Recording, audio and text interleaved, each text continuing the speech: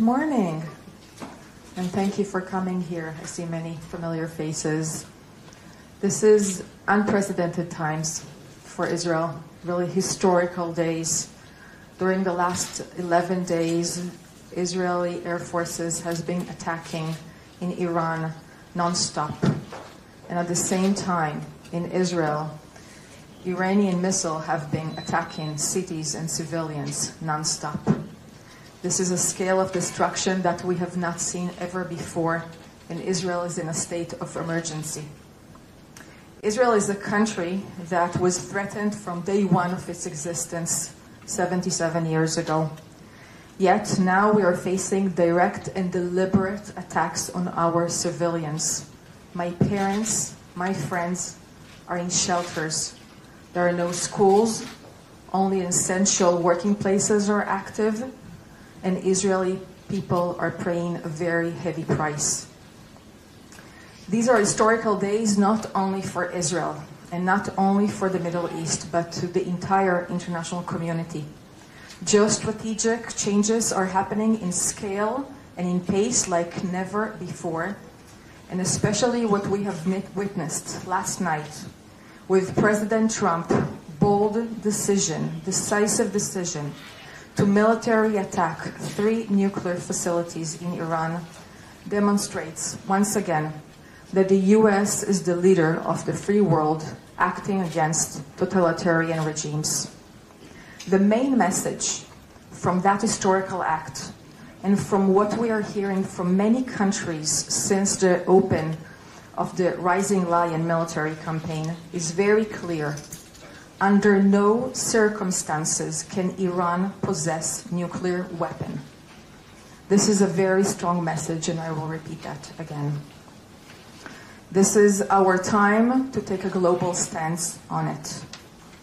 Also, this is day number 626 for Swords of Iron, war against Hamas, which started with a brutal massacre of more than 1,200 Israelis on October 7, 2023.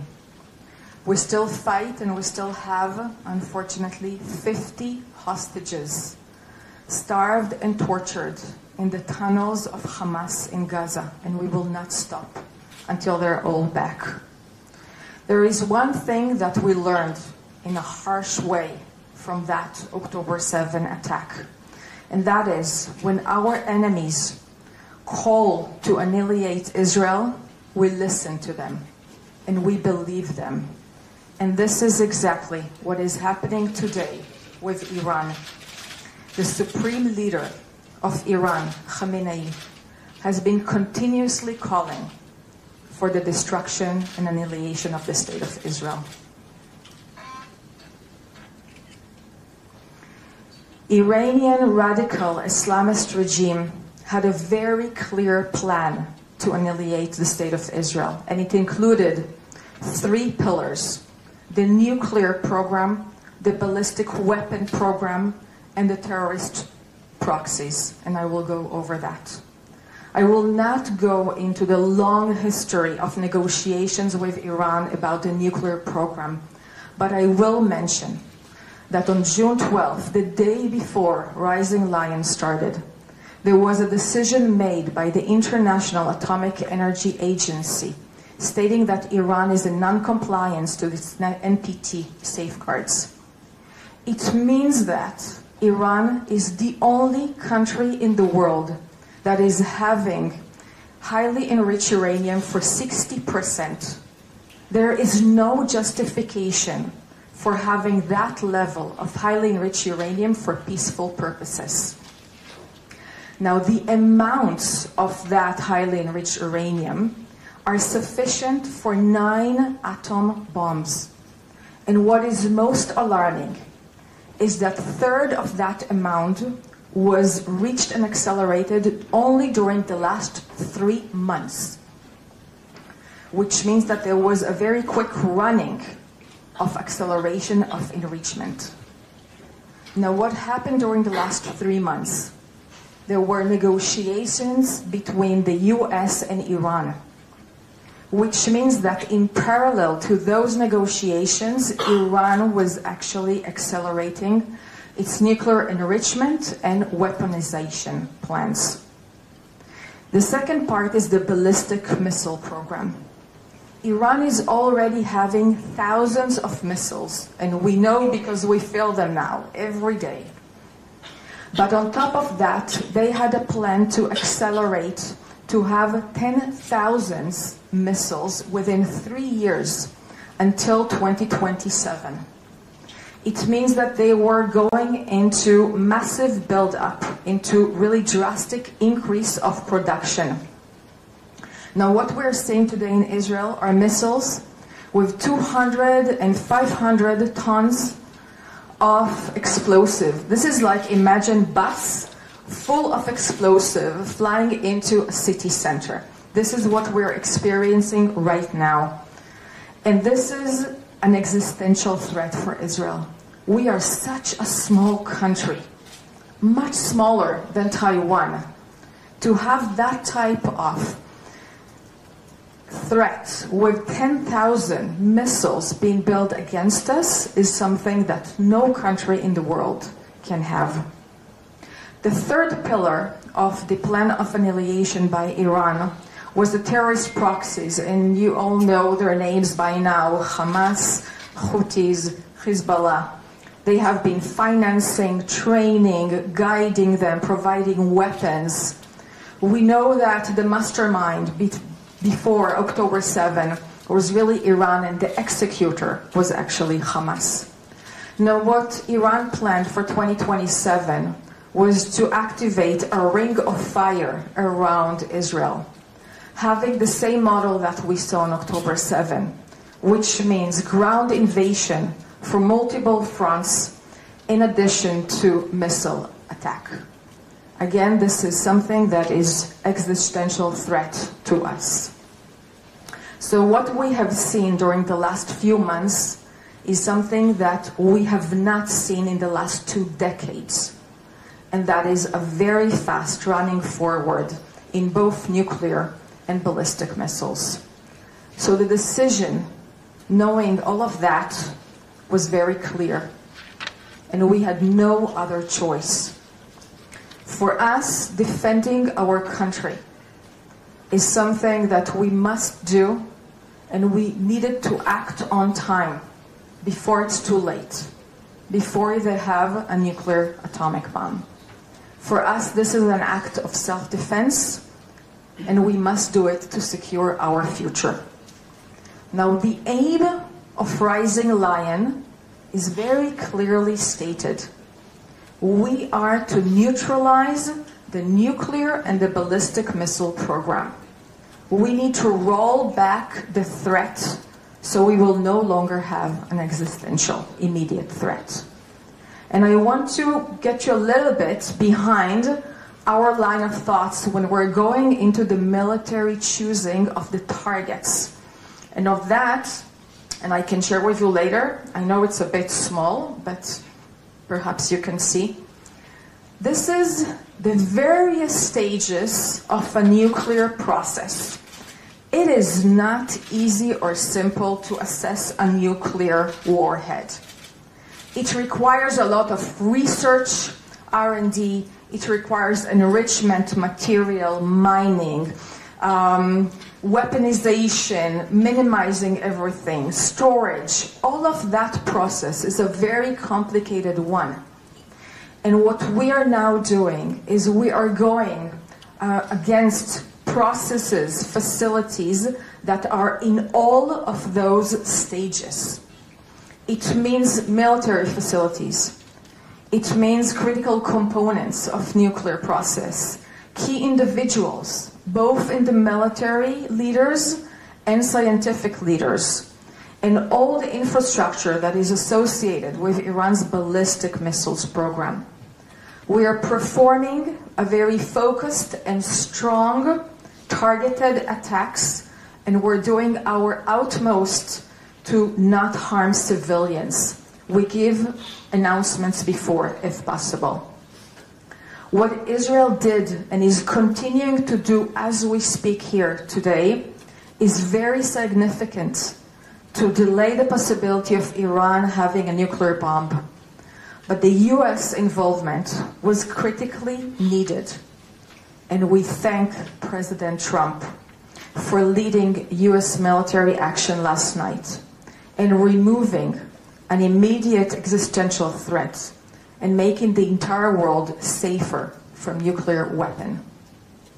The attack on Fordo was something that was needed from the US, and President Trump made a very historical decision to prevent the world's most dangerous regime from obtaining the world's most dangerous weapon.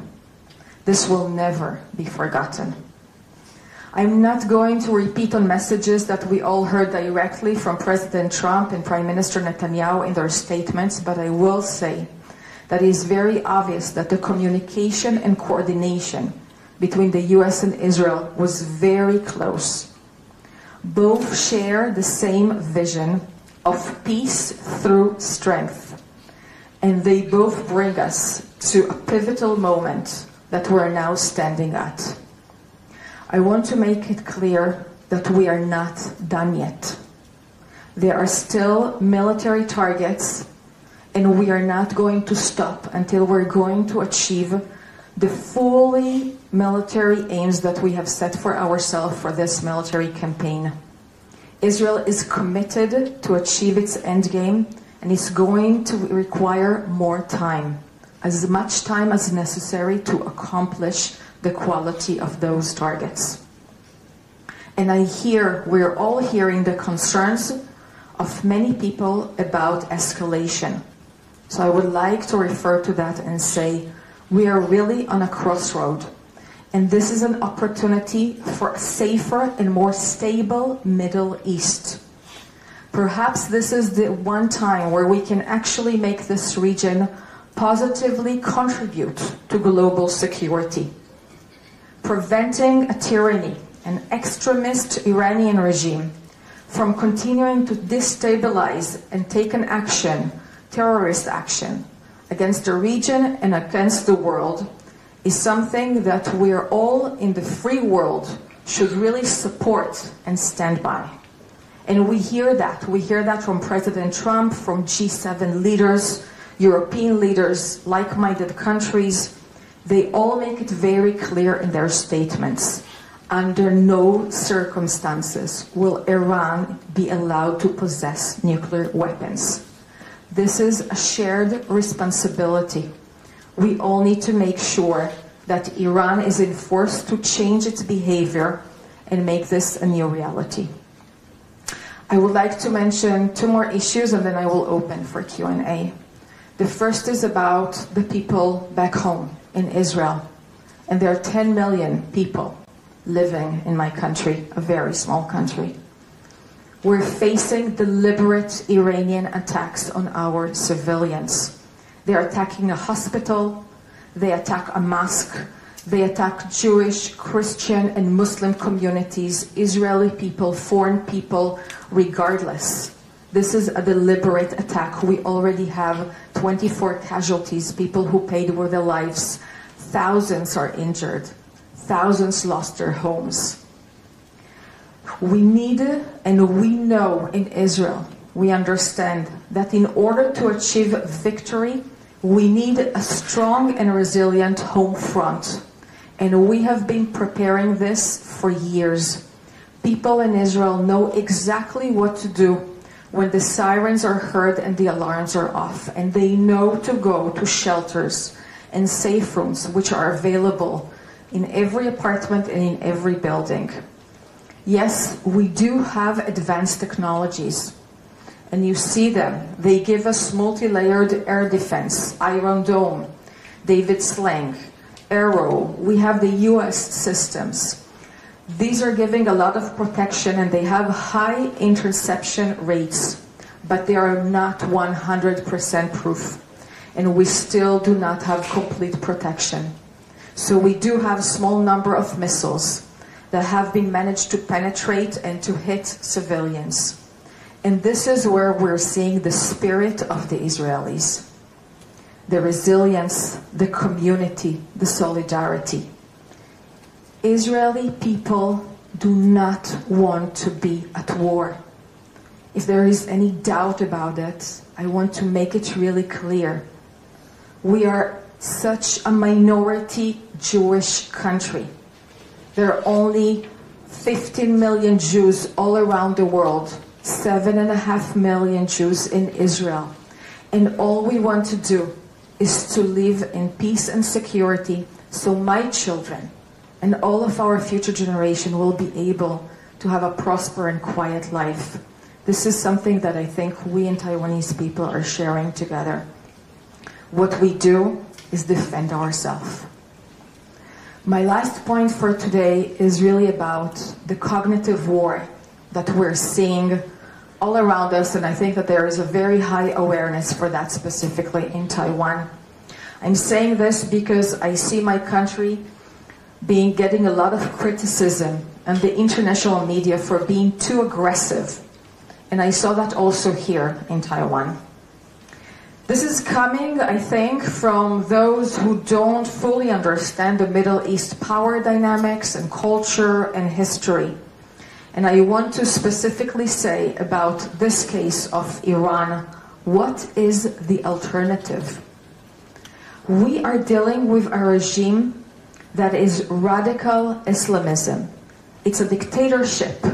This is the most repressive government in the world. Everything that you know about Taiwan's way of life, about Taiwan's vibrant democracy, is not existing in Iran. No women's rights, no LGBTQI, no freedom of press, no freedom of speech. There is no democracy, there is only oppression. This is a terrorist regime that is acting against its own people. If we who belong to the free world, and we are in this community together, we must remain aware and we must be united in front of any tactics that try to distort us from this truth. There is no other alternative. We cannot have this regime have nuclear weapons.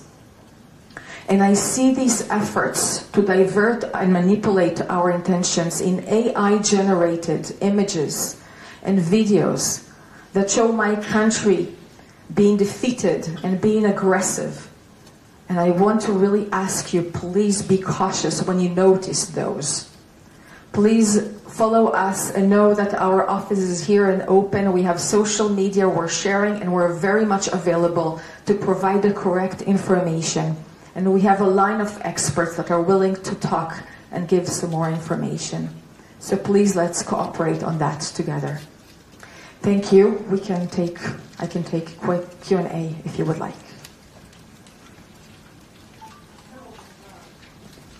现在开放那个媒体提问 ，OK， 婷婷。Hi, good morning, Rep. This is Ting Liu from TVBS. So I have a couple of questions for you. Do you mind if I just ask all in one go, or should we go one by one? Okay, thank you so much. So the first question I have for you is that I'm just curious, how many Israeli citizens are currently in Taiwan? And because we have currently seen that on social media, there are actually some Israelis who wish to return home actually. So just wondering whether there's any current plans about this, assisting them to get home. And the second point is that because the recent US attack on Iran, are there concerns that Israeli diplomatic posts, like the one around the world, will become key targets for Iranian retaliation? So for the Taiwan side, just wondering, because you actually openly hold a press conference today, so are you concerned about that kind of level of threat currently? What you guys are actually managing on a security level, or what is your, I would say, your thoughts about that? And the last part is that, just wondering, because this press conference come at a time when there are like this various increase of tension in the Middle East. So I was just wondering, how has the headquarters at the Israeli Foreign Ministry has given, is there a guidance for having this kind of press conference today? Because we know that many of these embassies around the world, Israeli embassies around the world, are actually closed. But you actually opened a press conference today, so I'm just wondering, was there a guidance or a note from the HQ about what kind of message this press conference wants to show to the world? Thank you. Thanks. There are currently about 100,000 Israelis abroad who are requesting to return back to Israel. This has been the case for the last 10 days since our airspace has been closed, and we are seeing a decrease in the amount of flights. I will say on that land borders and maritime borders are still open and people are coming and leaving through them. And we're slowly returning into having more flights to come back to Israel with Israeli airlines. To the best of my knowledge, there are not Israelis here in Taiwan that have requested to return to Israel. But we will definitely support with evacuation plans, again, with Israeli airlines. This is something that we're taking very, very seriously. I can also share on that there were few Taiwanese nationals in Israel who requested to depart Israel. And of course that the Taiwanese office in Tel Aviv was leading the effort, but with the support and assistance of the Israeli government to make sure everybody who wants that can leave. And to the best of my knowledge, they let through Jordan, so through a land border. As of the retaliation from an Iranian, yes, we are in very sensitive days. These are very tense days, and we're much aware of that. From what I've been actually also seeing today with the global announcement of the US, they're also in a very high alert to see if any retaliation. As you're noticing around you, we are having extra security to make sure we're all safe here and also all around the world. Yes, our offices and embassies all around the world, most of them are not operating physically. But as we all learned from COVID, we can all work from afar. We have been working and will continue to work from home, from meetings, from whatever is necessary to make sure that number one, we're safe, and that number two, we continue to bring our message out to make sure that people understand and know what is actually happening. So no clear instruction, but our ambassadors and all of my colleagues all around the world are going out and giving interviews and talking to whoever is interested to really share our message.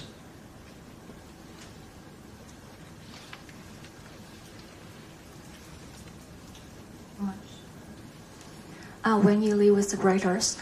So I have a question on, are there any lessons in social resilience Taiwan can learn from Israel, especially on how to protect its civilian population from missile attacks? And do you see is Taiwan as well prepared as Israel to protect its civilian population from air attack? The second one is, do you see whether Taiwan is as well prepared as Israel to protect its civilian population from air attack? Okay, thank you. I think, first of all, it is really too early to have many lessons. We're really still in active warfare, and there is what we call the fog of war, that we still don't know everything all the way.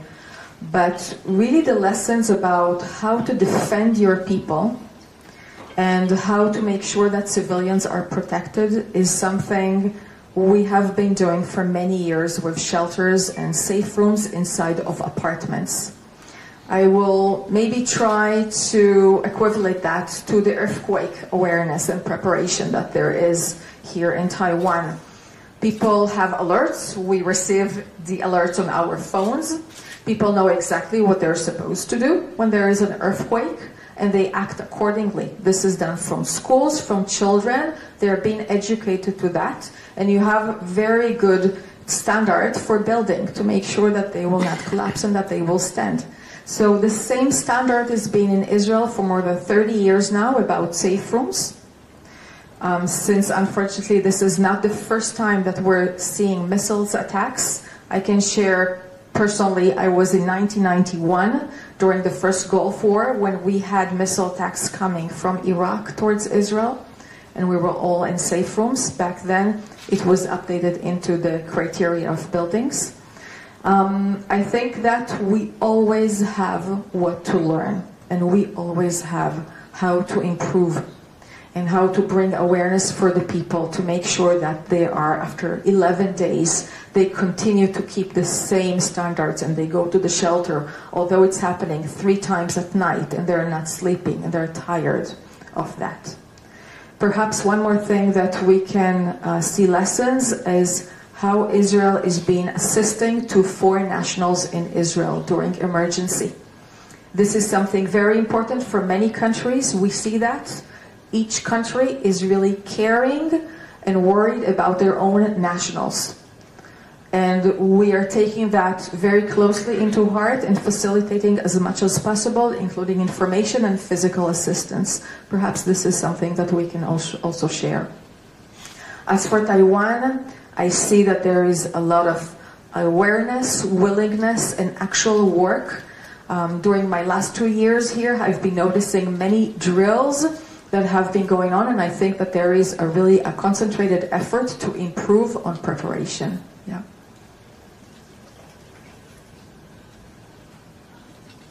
Really quick follow-up on, because I know Israel also has your semiconductor industry and high-tech industry, and as well as Taiwan. So if there's any lessons or advice, like to protect and make sure the industries are running well during such conflicts. Okay. Well, the first thing I will say is that our economy for now, for the short immediate term, it is paying a price. Okay, this is not days as usual. As I was saying, schools are not open. We have home front command that gives us instruction. It means that non-essential workplace are not open. And if I will, for example, refer to my headquarters, only part of the people will physically come and the majority will work far from home. But our economy started this war from a very resilient and very strong financial basis.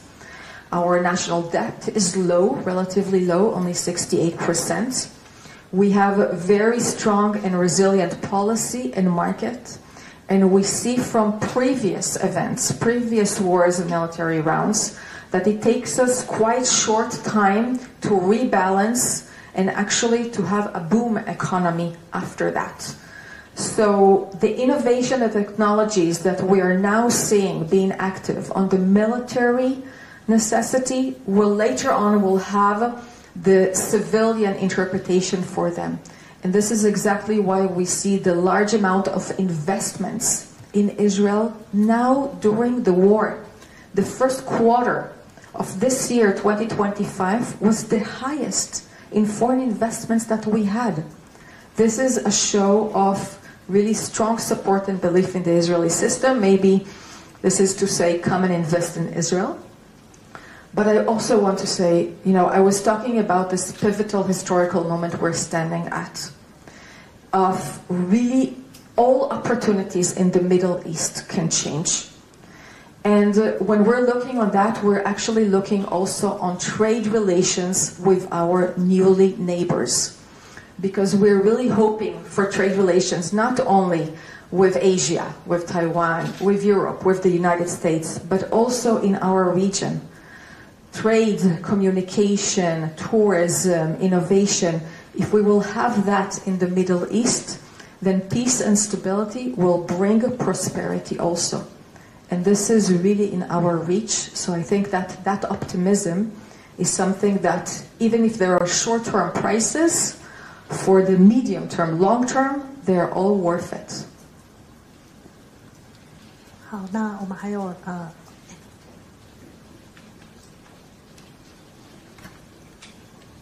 Good morning, Representative Maya. First of all, I hope your family back home safe and sound. Okay, my question is, first you mentioned about cognitive war. And there's a lot of fake footage right now is happening on internet, and mostly the fake news is about Iran defeating Israel. And we got the information that a lot of the sources are from China. Since this is a war, so how do the Israel government defend on this war? And the second question is, of course, what happened in Middle East have impact on economy. So right now there's turmoil on also stock market and also oil prices. Any suggestion on Taiwan for the Taiwanese investor? That's my question. Thank you. Wow. I'll share that in one of the mornings this week when I opened my Instagram, there was a real video showing fire all over the city in Israel. And it got me so scared. And it looked so real. And I actually called my parents. And they came out of the shelter and they were taking their own, mobile phone and just putting like this and showing me everything is okay.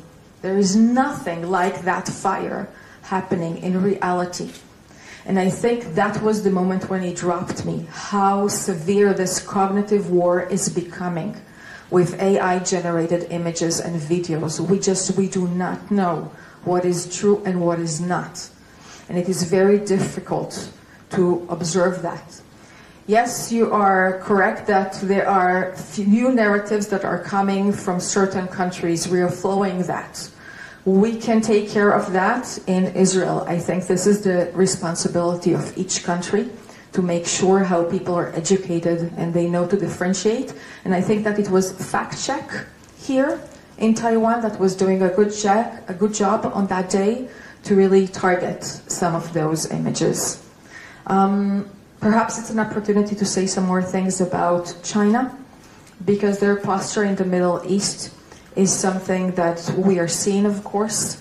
I think that they keep relations with many players in the region. They have economic and trade interests. Of course, that stability is the most important for them. And we, of course, notice that they have very close relations with Iran. They have comprehensive and strategic partnership, which means that they import oil from Iran in very cheap prices. And therefore, we are evaluating that they have an influence on Iran, which is very valuable at these times.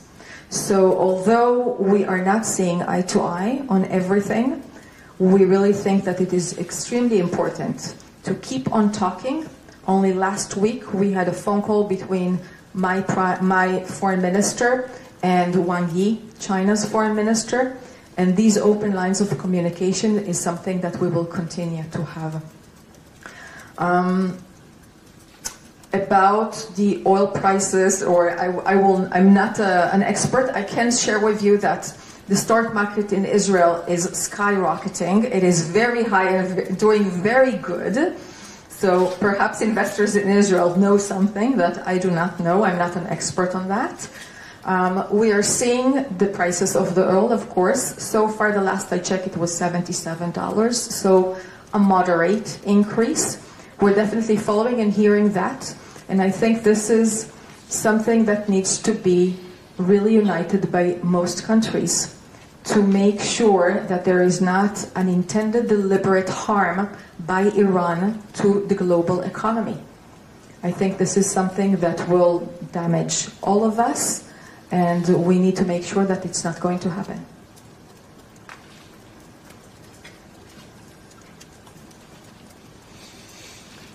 Sorry, just a follow-up question on China, because you mentioned earlier. Just wondering, because the Chinese MFA just condemned the U.S. strikes on Iran, calling for ceasefire and talks. And actually, the Chinese, just to quote them, they actually said that the U.S. attack on Iran damages U.S. international diplomatic credibility. Just wondering what's your thoughts on that?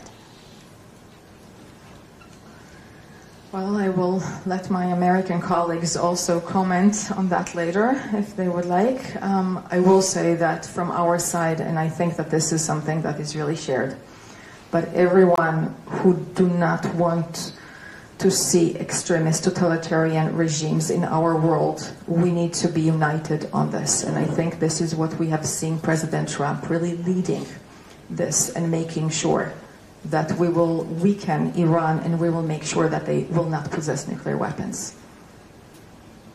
那还有没有媒体朋友有问题的？ Hi, just a follow-up on, so Israel has a formidable, really powerful and time and so capability with its Iron Dome. And then and other systems. So just wondering, have Taiwanese officials asked you about this system and this technology, and is this something that, some kind of technology that Israel could share with Taiwan? We have been having closed doors talks with Taiwan on everything that we see of mutual interest. 还有媒体朋友吗？有吗？那完了。Just to thank you again for coming and for being interested in what is happening on the other side of the world. I must take again this opportunity and mention that we are still having another fight still ongoing against Hamas with 50 hostages being held. Only yesterday we retrieved 3 bodies of hostages from there, coming from intelligence efforts. So we are hoping for their return, and please know that our office is here and always available if you have any more questions or requests. Thanks.